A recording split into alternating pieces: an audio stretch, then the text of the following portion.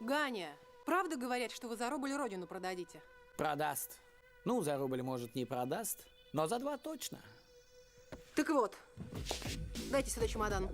Господа, здесь огромные деньги. Полезайте, Ганя, достанете ваш. Мой? Ваш. Только пусть немножко разгорится, а то как-то неинтересно получается. Мама. Вот что от жадности бывает. Лишь бы не сдох. Последствиям затаскают. Как очнется, пусть забирает.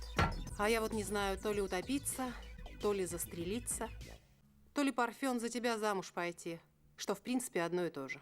Поехали, Парфен Семенович, и пропади все пропотом.